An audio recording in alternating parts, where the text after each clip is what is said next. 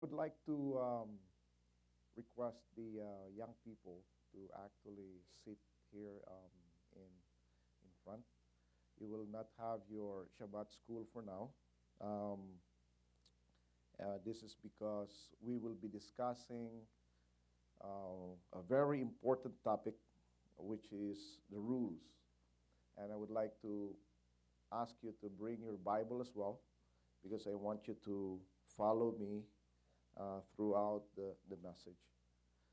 So these are the things that you need to learn as you grow, and this is also for everyone, so that we will know how to deal with one another and how to behave in this life. All right. So Mishpatim, and these are the rules. And in Hebrew, laws. This is the second word of the Parsha, and it is the 18th weekly Torah portion in the annual Jewish cycle of the Torah reading, and the sixth in the book of Exodus. The Parsha sets out a series of laws, which some scholars call the Covenant Code. So they call this particular Parsha as the Covenant Code. It reports the people's acceptance of the covenant, and the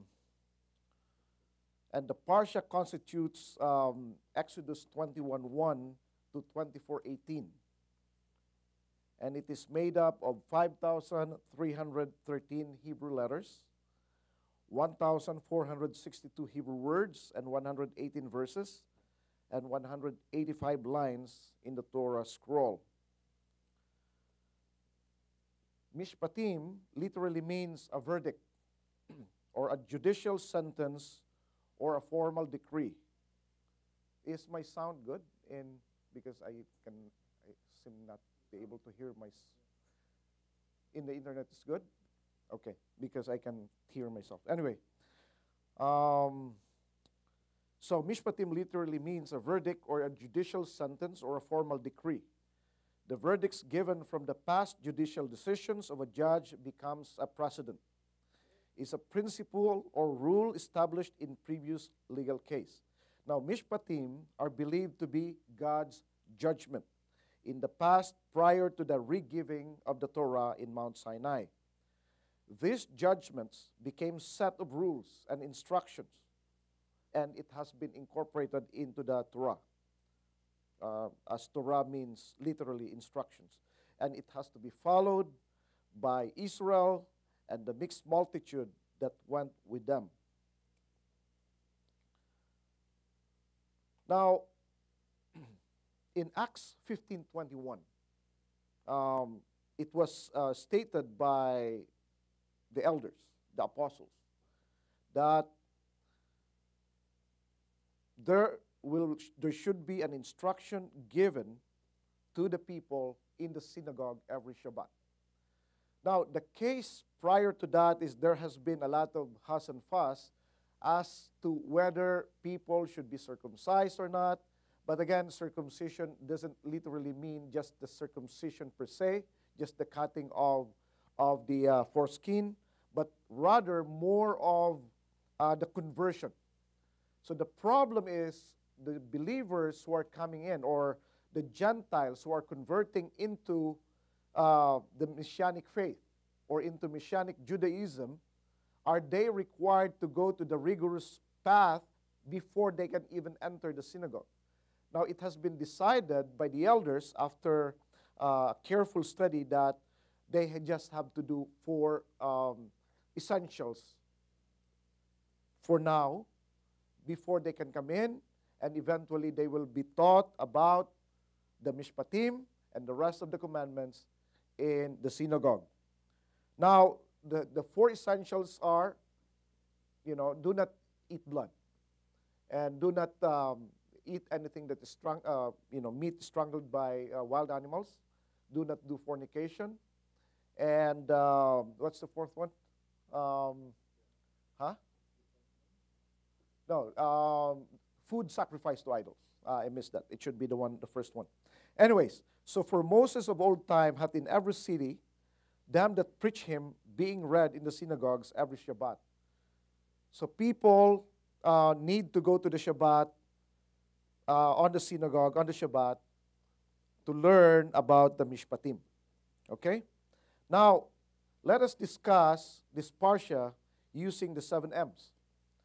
The first one is mandate about the servants, or how to deal with servants.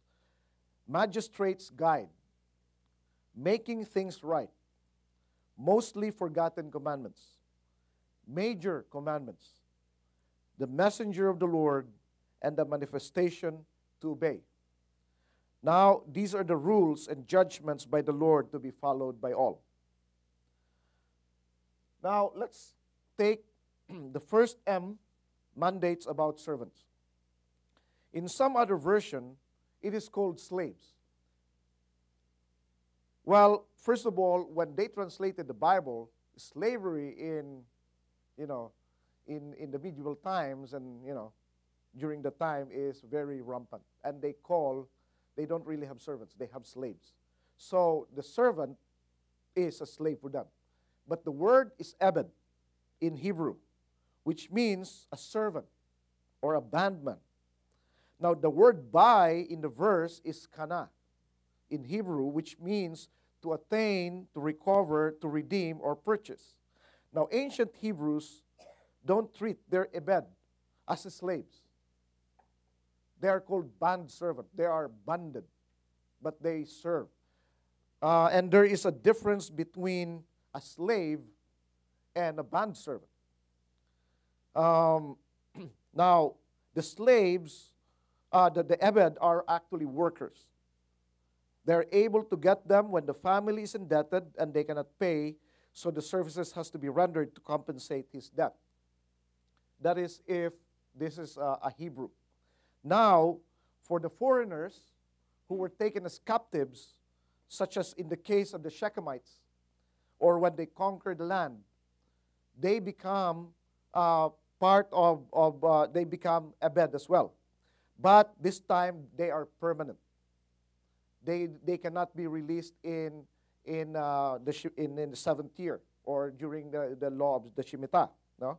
But for Israelites, as Hebrew ebed, by the 7th year, they have to be released. Okay? Now, these permanently obtained foreign captives remained as permanent ebed to the Israelites. They can be sold to other Israelites or to a foreigner if they are displeased. Now, certain guidelines are to be followed when they have to deal with them, and they have to deal with them with justice and fairness. Now, the law for the ebed, the law for the Hebrew people is also applicable to the law to the ebed. It's the same. It's for everyone. Unlike the slaves in the medieval times and even, before and after that, the slaves have no law. They can be hurt, they can be killed, they can be overworked, they are not paid, they can be made hungry, you can hang, the people hang them, they torture them. There is no law for them. Okay? But as for the ebed of the Israelites, rules has to be followed, and they are also covered by the Torah. So there is justice and fairness. Now, these are the mandates. The Hebrew servant should only serve 6 years, no matter how high is the debt. So if the family is indebted to another Hebrew family, and they have to serve, no matter how high is that, by the 7th year, they're free. That's the law. So now you manage how you loan or lend money to your fellow Hebrew. And on the 7th year, debts are canceled and ebed are free. And this is also in the law of Shemitah. That is why, even until now, the rule or the law for bankruptcy, no matter how high is your debt, by the 7th year, it's gone. It's forgiven. Now you have to start anew. They got it from the Torah. And the Jews, of course, since they are in the lending business, introduced this to the Gentiles. Okay? Number 2, the male servants can be given a wife at their master's expense. Now, the master has the duty to provide to the slaves, or to the Ebed, not really slaves. If you're a slave, a literal slave among the Gentiles, you don't have anything. You get your own and you manage your own. But as for the Jews or the Hebrew people, it's the master who should give them, their own wives. And when the servant needs to leave, by the way, when the servant needs to leave at the 7th year, so meaning this is a Hebrew slave, a Hebrew Ebed, he has to leave his family because the master owned it. Okay? So they produce some siblings, kids. Now the kids remain with the master. Now, there is an option. It's not like the only option. If he wants to stay because he loves his family, then he will be an Ebed forever, a bond servant to the master. Or he can leave his master as a free man. His choice, right? So there is a choice for them. Number 3, if the Ebed is a woman, she cannot be freed like a man. She will be the responsibility of the master as long as she lives. She is under the protection. Women during the ancient times has a very minimal chance of surviving without being harmed or die in hunger or be in danger of being taken captive as a slave. You cannot just leave a woman there. It's the 7th year, you're out. You can't do that. According to the Torah, you're obligated to keep her. She will work for you, but you will have to feed her. You will have to take care of her. That's just fair.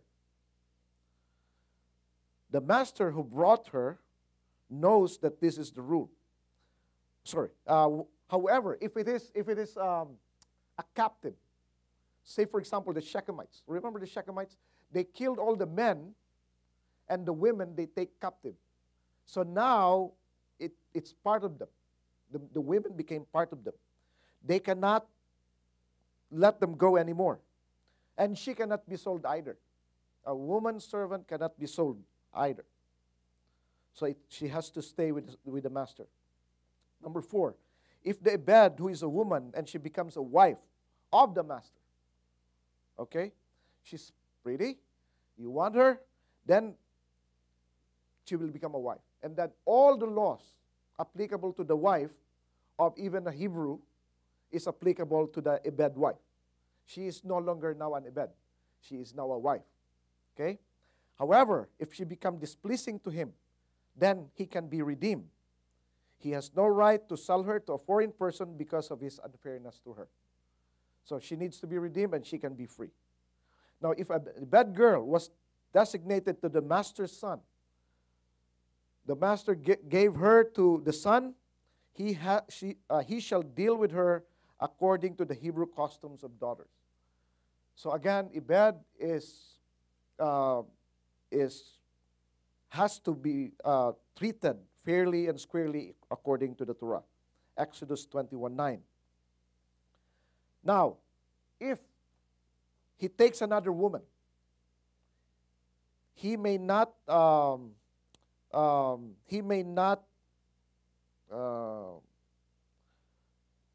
There's a missing word here.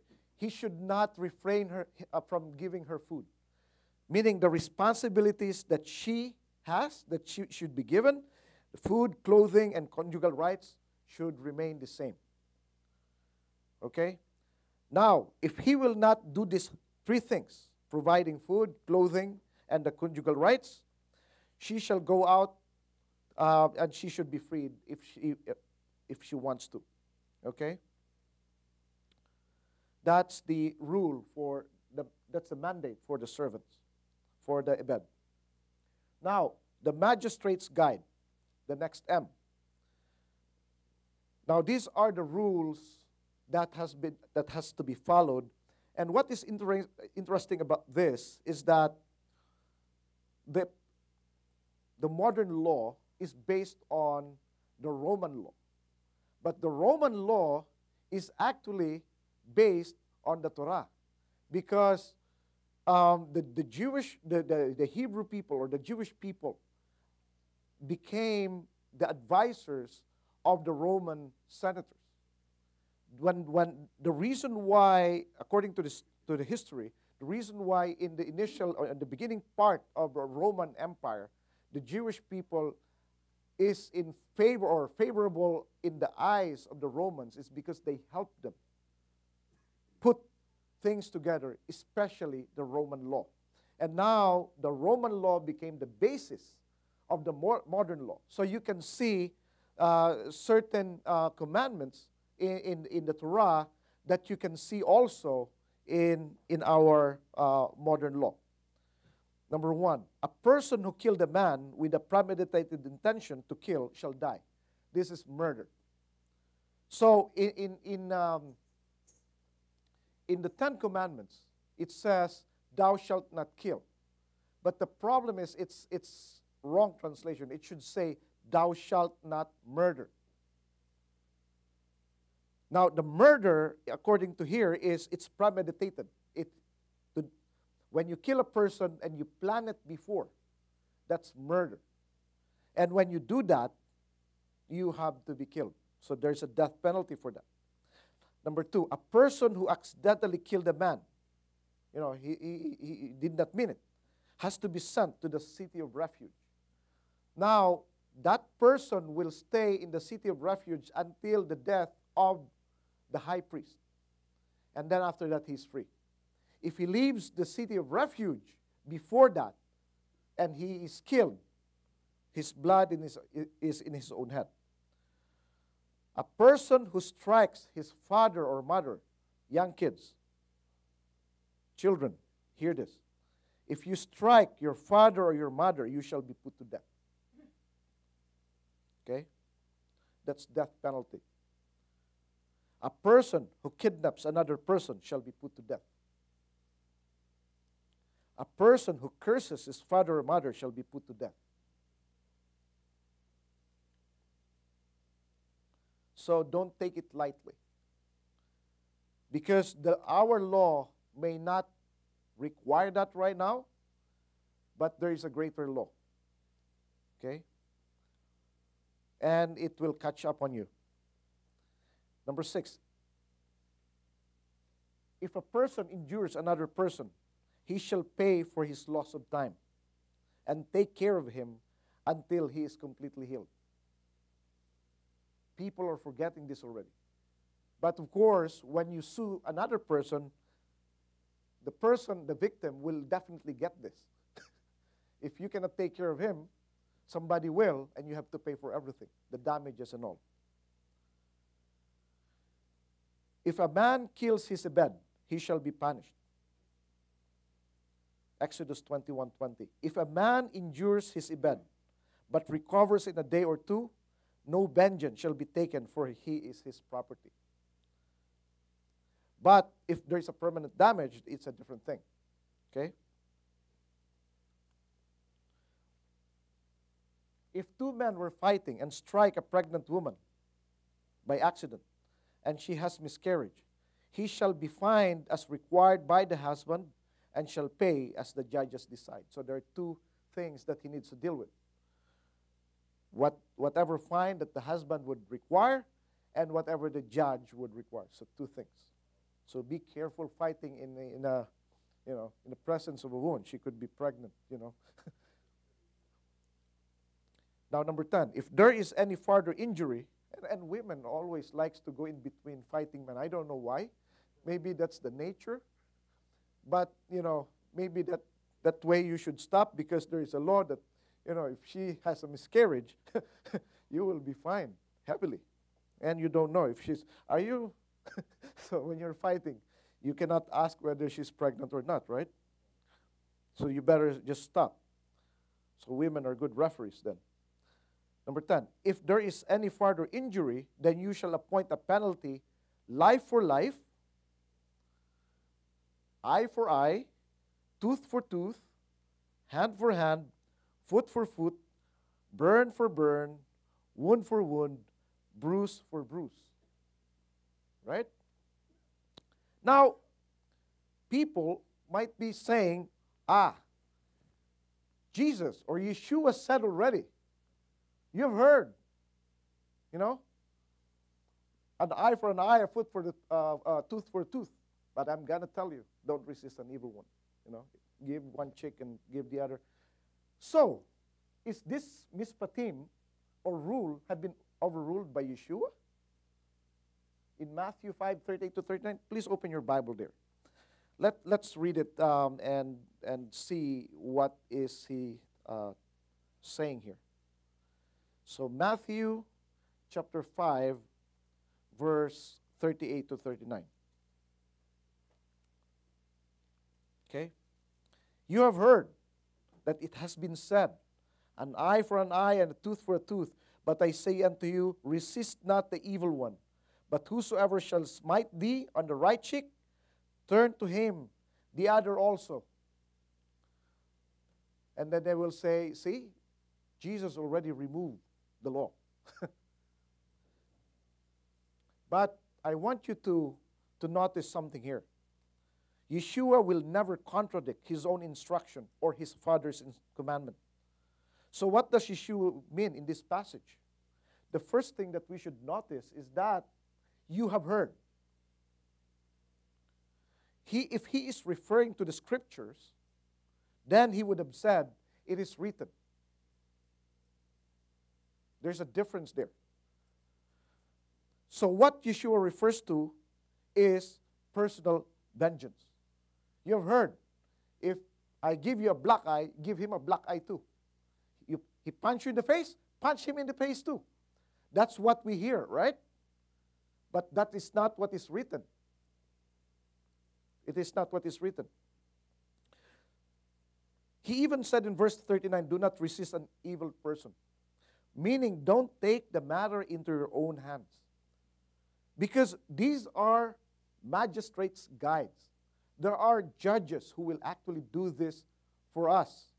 If Brother Michael, God forbid, punched me in the face and knocked my eyes, I cannot go and punch him back with the same eye.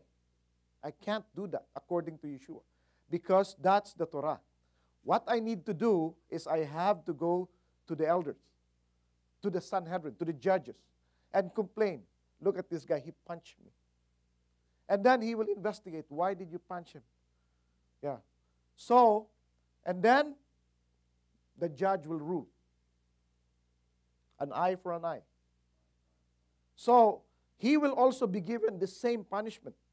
But this time, it's controlled. The person who will execute has nothing against him. They will just figure out how hard it is, what's the position, and they will get it too. Okay. Okay. Maybe about, this hard, right? 1-inch punch, right? That's how it is. But I don't have to do it myself. If you knock my tooth, the judge will also knock yours in accordance to the commandment. So, what is Yeshua saying? Do not resist him. He smacked you in the face, give him the other two. Okay. Why is that? Because you want to be smacked, that you love to be hurt?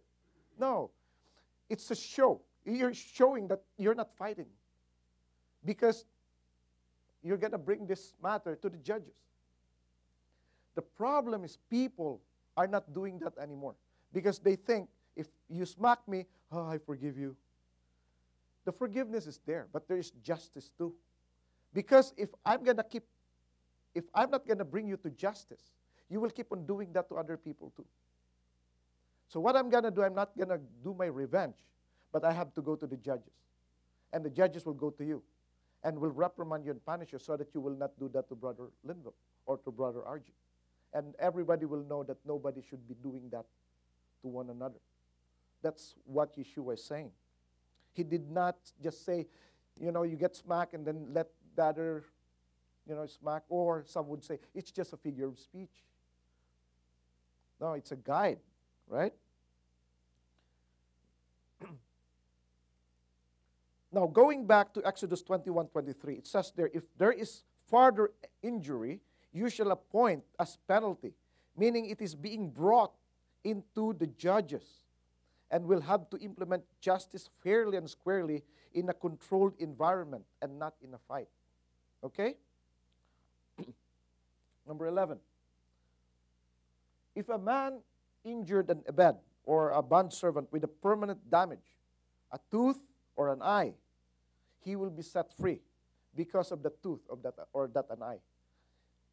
They still have to go to the judges. Everything has to be done. And then the judge will say, okay, the tooth is gone. So according to the Torah, he is now a free man. If he is a Hebrew man, if it is only on his second year, he will not serve for the next 4 years. But if he is a foreign slave, or I should say Ebed, then he will be free forever. Now he can leave. The cost of the tooth, right? Number 12, if an animal kills a man, the animal has to die. If the animal is in a habit of hurting people and the owner did not do anything and it kills it,